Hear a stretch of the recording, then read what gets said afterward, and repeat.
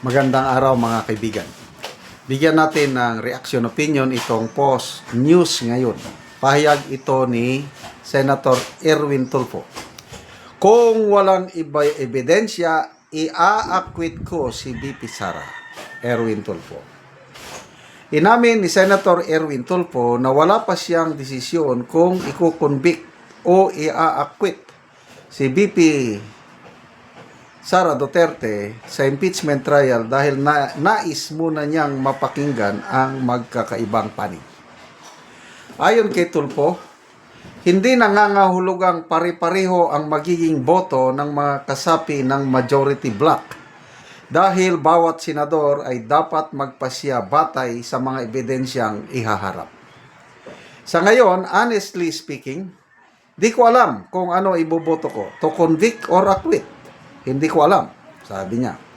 Dagdag pa niya, kung hindi mapapatunayan ng prosekusyon ang kanilang mga aligasyon, handa siyang bumoto para sa acquittal. Kung wala naman tayong ebidensya, then I will acquit her seriously. Bakit? Kung iko-convict yung tao, bakit pupersahin? Sabi niya. Wow! Ang sarap pakinggan, di ba? Kaya ang tanong, pinapaniwalaan ba yan ng nakakarami sa taong bayan? Iba yung sinabi, iba naman yung dating sa taong bayan. Kaya tignan natin ang reaksyon, ano? Kung maraming nag-like at nag-love sa pahayag niya na ito, ibig sabihin, naniniwala ang karamihan. Kaya lang kung tinatawanan siya, sorry na lang, bend the low. Oh, 9,700 ang nag-react. 9,100 ang tumatawa, 62 ang galit.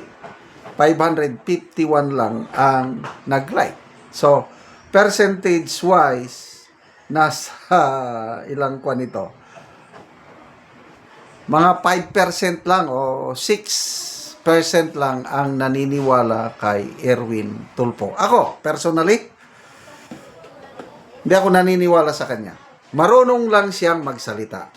Silang magkapatid na Tulfo. Na nakikita ko na yung line of questioning nila. Pinag-aralan ko yung line of questioning. Example, si Risa Ontiveros.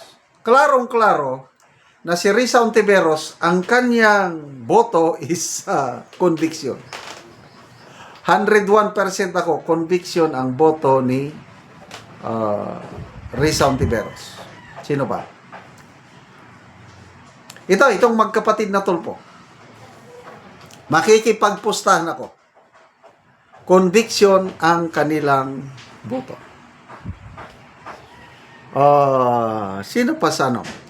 Sa majority bloc, 3 senador lang yan ang nakikita ko na posible hindi boboto ng conviction. Yung 10, conviction lahat. Sino yung 3 na posibleng mag-acquit or mag-abstain? 3.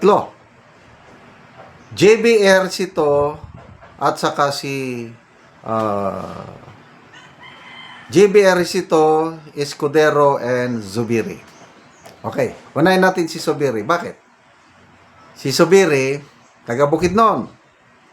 Although hindi na siya kakandidatong senador sa 2028 dahil naka 2 terms na siya, naabot niya na yung limit, posibleng kakandidatong governor ng Bukidnon. Okay. Kung kakandidato siyang governor at boboto siya ng conviction, anong mangyayari sa kanya sa Bukidnon?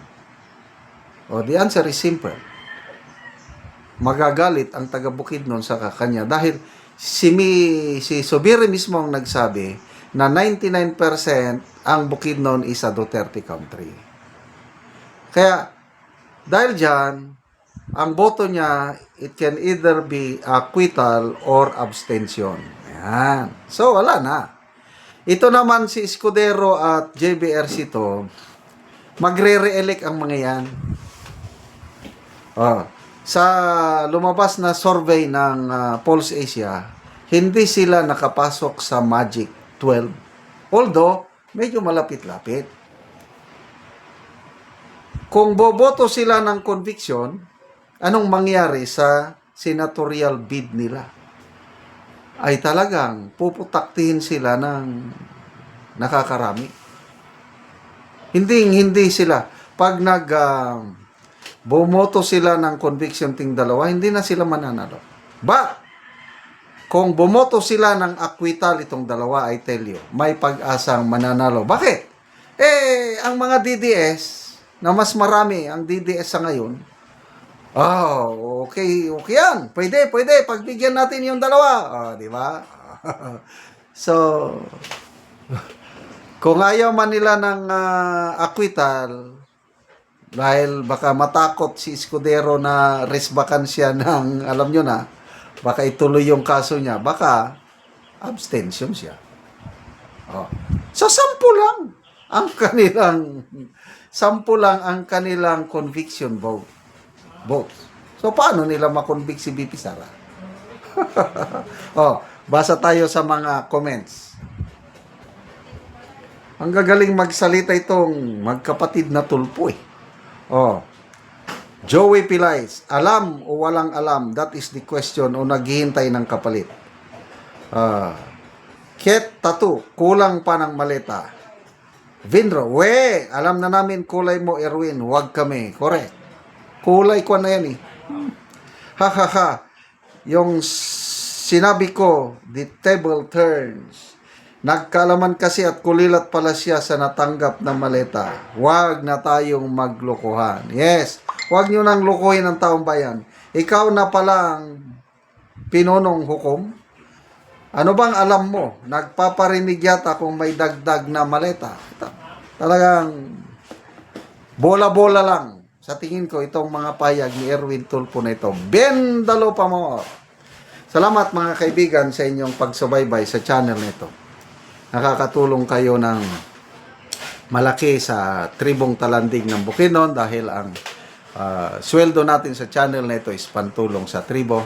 Namimigay tayo ng libreng yero at pako para makapagpatay sila ng mas maayos na tirahan. Panoorin nyo ang video nito.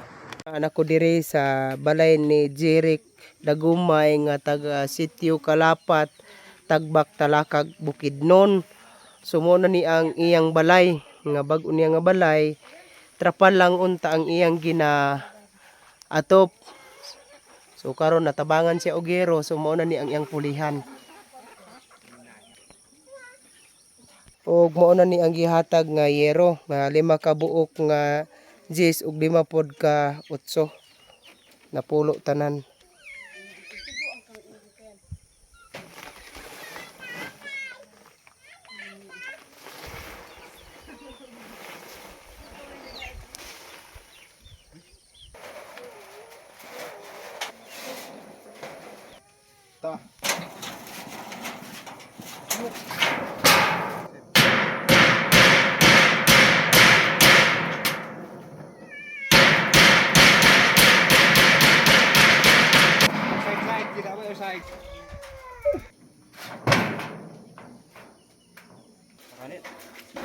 Salamat ko sa Ginoo kay nataga mixin kay ang among atop gid sa una kay kuan trapal gyud na kadtong karaan nga trapal na kanang naayon na nadaot.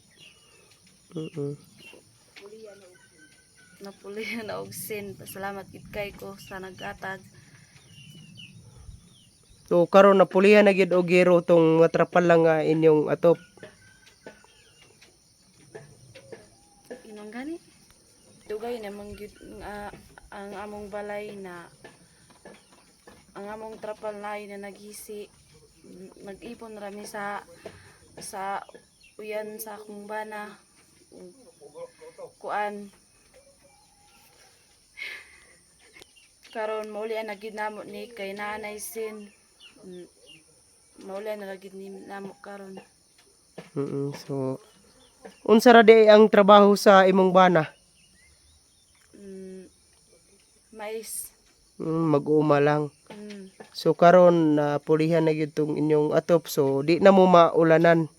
Di na gid. So maulian na ni gid ninyo ang gipatay ninyo nga balay. Di na gid mi maulanan. Salamat kaayo.